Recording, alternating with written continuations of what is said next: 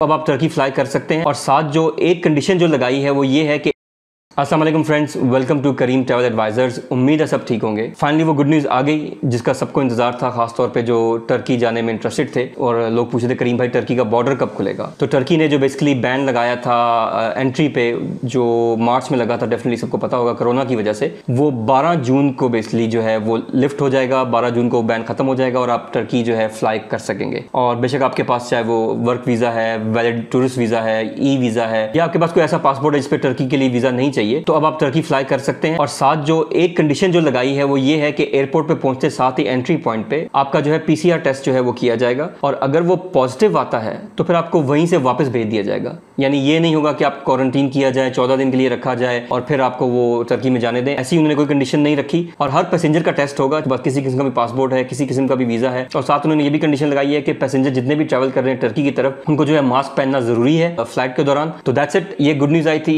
मैं चाहता सबसे शेयर कर दूं। दुआ करें कि जल्द से जल्द पाकिस्तान से भी फ्लाइट्स खुल जाएं। टर्किश एयरलाइन ने अपना ऑपरेशन तो स्टार्ट कर दिया, लेकिन पाकिस्तान से फ्लाइट जो है वो स्टार्ट नहीं की। तो इंशाल्लाह उम्मीद है कि जल्द वो भी स्टार्ट हो जाएंगी। दुआ करें कि सब जो है सूरत हाल जो आस्ता आस्ता करके वो नॉर्मल हो जाए। दैट्स इट फॉर टुडे, मिलते हैं नेक्स्ट वीडियो में। तब तक दुआओं की दरख्वास्त। करीम ट्रैवल एडवाइजर्स का आपको सलाम, अल्लाह हाफ़िज़।